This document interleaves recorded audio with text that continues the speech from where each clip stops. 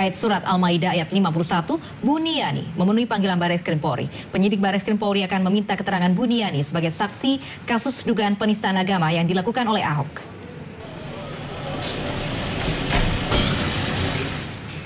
Sekitar pukul 9:30 dengan didampingi 3 kuasa hukumnya, pengunggah video pidato Ahok Buniani mendatangi Bareskrim Polri.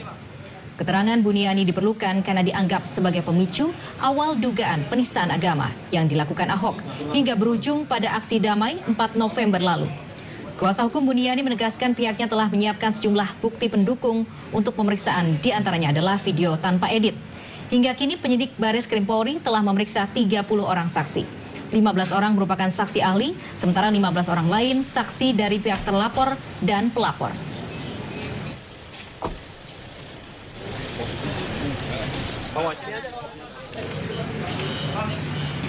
Dan pemirsa, untuk mengetahui jalannya pemeriksaan Buniani di Bareskrim Mabes Polri, kita bergabung dengan rekan Randu Dahlia yang berada di Bareskrim. Randu, apakah Buniani masih menjalani pemeriksaan?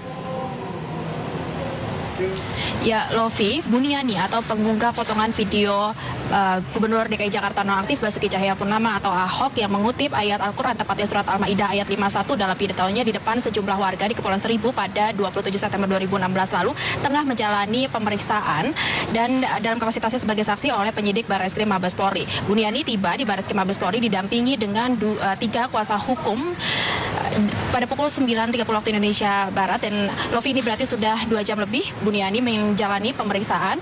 Dan Buniani sebelum memasuki ruang penyidik Bareskrim Mabes Polri sempat memberikan pernyataan kepada awak media bahwa untuk menjalani pemeriksaan kali ini pihaknya telah menyiapkan sejumlah bukti pelengkap, dan diantaranya adalah video tanpa proses editing atau tanpa proses penyuntingan yang berada dalam memori handphonenya.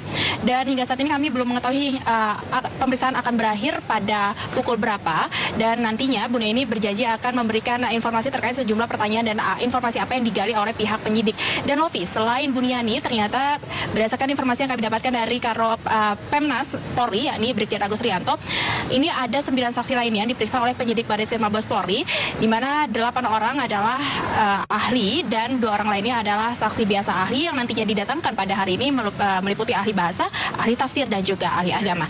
Demikian bisa saya sampaikan langsung dari Bareskrim Polri. Kembali ke Anda, Lovi. Terima kasih Randu Dahlia atas informasinya langsung dari Bareskrim Mabes Polri, Jakarta. Pemirsa, tokoh-tokoh Islam dari berbagai ormas menggelar pertemuan membahas kasus dugaan penistaan agama yang dilakukan Gubernur nonaktif Basuki Cahayapurnama. Dalam pertemuan tersebut mereka membahas pernyataan Ahok yang diduga telah menistakan agama Islam.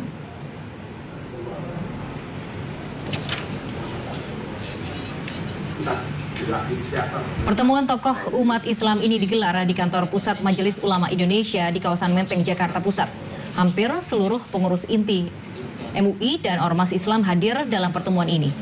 Masing-masing ormas memberikan pendapatnya terkait pernyataan Ahok yang mengutip surat Al-Maidah ayat 51 saat kunjungan kerja ke Kepulauan Seribu 27 September lalu. Mereka menafsirkan kata per kata dari pernyataan Ahok saat di Kepulauan Seribu. Atau area politik. Organisasi kemasyarakatan Islam itu sangat besar untuk kepentingan bangsa dan negara. Tentunya kami bersiap saja untuk bisa menenangkan umat Islam, tetapi dengan sesuatu yang harus didengarkan juga oleh pemerintah, bahwa permintaan kami adalah bagaimana seseorang yang sudah melakukan yang disebut dengan oleh Majelis Ulama Indonesia melakukan penistaan agama untuk bisa diproses hukum secara benar, secara hukum juga harus adil, jangan pura-pura begitu. Dan ini kami sampaikan secara gamblang, kami sampaikan secara terbuka kepada Bapak Presiden Republik Indonesia, dan Bapak Presiden bisa menerima itu. Terima kasih. Kalau ada tambahan, ini ada Pak Usama. Peringati Hari Pahlawan, puluhan pelajar jatuh pingsan. Informasinya sesaat lagi.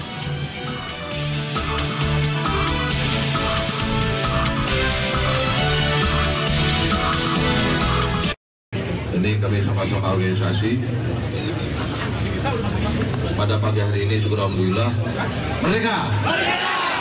Merdeka! Merdeka! Syukur alhamdulillah saya telah resmi secara institusi melepas saya dari dalam sini. saya menjalani keseluruhan secara fisik itu selama 7 tahun 6 bulan. Ditambah remisi yang saya peroleh sejak 2010 sampai dengan hari ini adalah 4 tahun 6 bulan. Jadi bila dijumlah 12 tahun. 12 tahun adalah 2/3 dari 18 tahun. Itu haknya napi untuk dapat bebas bersyarat. Nah, saudara sekalian, dulu di awal, saya masih ingat suasana juga seperti ini. Waktu kami masuk, ada pertanyaan. Pak Antasari, dari fakta persidangan tidak ada terlibatan Bapak. Kenapa Bapak mau masuk penjara? Nah, hari ini saya jelaskan. Saya mau masuk penjara karena ada putusan pengadilan yang memerintahkan saya harus dihukum. Tapi bukan karena, sekali lagi, bukan karena perbuatan seperti didakwakan. Tapi kenapa ada putusan?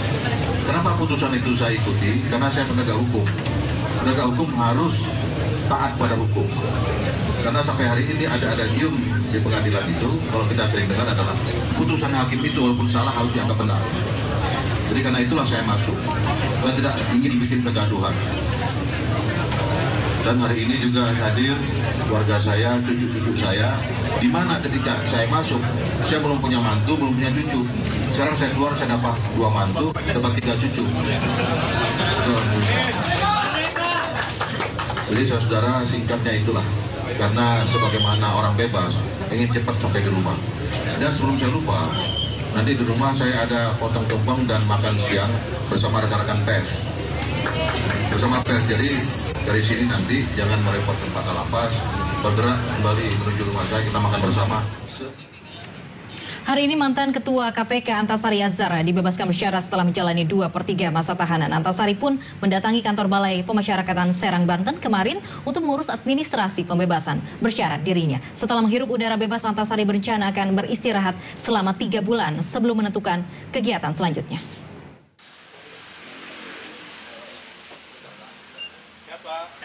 Antasari Azhar mendatangi kantor Balai Pemasyarakatan Serang, Banten didampingi sejumlah petugas dari Lapas Kelas 1 Kota Tangerang.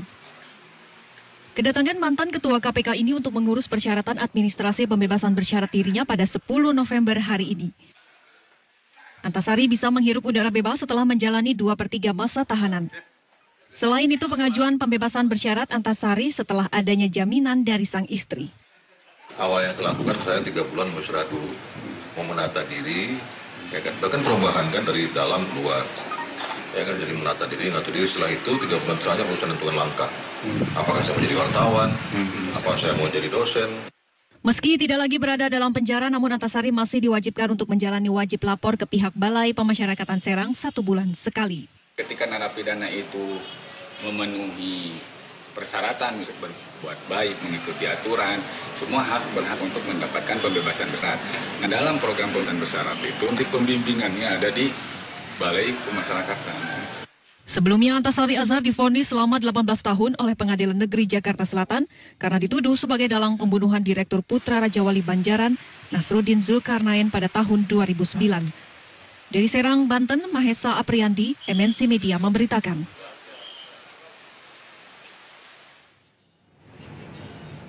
Terpidana kasus pembunuhan Direktur Putra Raja Wali Banjaran, Antasari Azhar bebas bersyarat pada hari ini. Mantan Ketua Komisi Pemberantasan Korupsi tersebut bebas dari Lapas Tangerang setelah menjalani 2/3 masa pidana.